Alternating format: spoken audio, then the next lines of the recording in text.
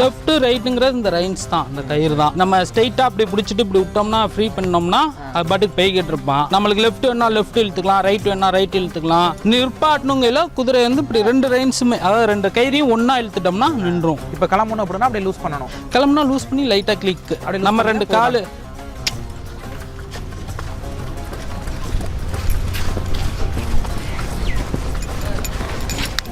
அதாவது இப்படி திருப்புன்னா ரைட்டு, சரி லெஃப்ட்ல நான் திருப்பினேன், இப்போ லெஃப்ட்டு.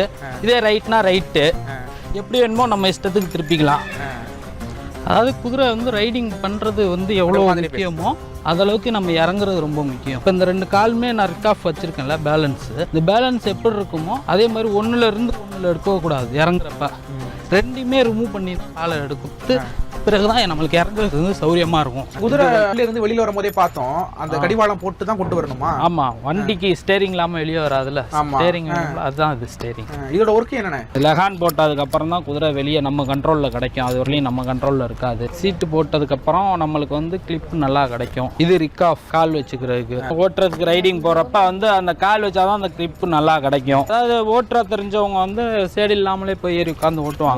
பட் வந்து நம்ம வந்து புதுசா இருக்கவங்களோ இல்ல வந்து கூச்ச சுவாசம் உள்ளவங்களோ வந்து சீட்டு போட்டோம்னா நல்லா உட்கார்றதுக்கு அவங்களுக்கு நல்லா இருக்கும். ஒரு குதிரையோட விலை எவ்வளவுன்னு? ஒரு குதிரையோட விலை வந்து அந்த குதிரையை வச்சு சொல்ல முடியாது. அது அம்மா எப்படி, அதோட அப்பா எப்படி, அதாவது அவங்க அப்பாவுக்கு ஒரு ரேட் இருக்கும், அவங்க அம்மாவுக்கு ஒரு ரேட் இருக்கும்.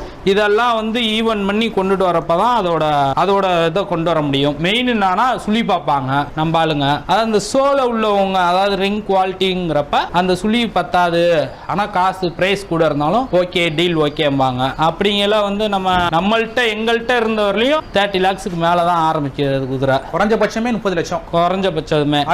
நம்மள்ட்ட வந்து எல்லாம் லைனேஜ், அதாவது இவங்களோட அப்பா வந்து காலகண்டாங்கிற ஒரு ஸ்டாலின் நார்த்ல ஃபேமஸ் ஆனது, அது இந்தியா லெவல்ல எல்லாத்துக்குமே தெரிகிற குதிரை. அப்படிங்கலாம் அவங்க அப்பா வந்து நம்ம இப்ப கம்மியா கொடுத்தாலும் அவங்க அந்த குதிரையோட ஓனர் நம்மள்ட்ட வருத்தப்பட்டுக்குவாங்க, என்ன கொடுக்குறீங்க. ஆனா ஃப்ரெண்ட்ஷிப் சர்க்கிள்ல நாங்க மாத்திக்குவோம் போய்க்குவோம், அது வேற. பிசினஸ்ன்னு வரப்ப நம்மள்ட்ட வந்து 30 lakhs, அதாவது மெயினா வந்து நம்ம மேட்லாம் கொடுக்கறது இல்ல, ஃபோல்ஸ் மட்டும், அதாவது குட்டிகள் மட்டும் தான் கொடுக்கறது. நம்மள்ட்ட அவங்க அப்பா ஆரியா ஏற்கனவே சொல்லியிருந்தல, அந்த குட்டி தான் இப்போ முக்காசி நம்ம ஃபார்ம்ல நிறைய இருக்குங்க. அதனால நம்ம எதுவும் கொடுக்குற ஐடியா இல்ல. 1.5 கோடி ரூபா வரலையும் ஆஃபர் பண்ணியிருக்காங்க.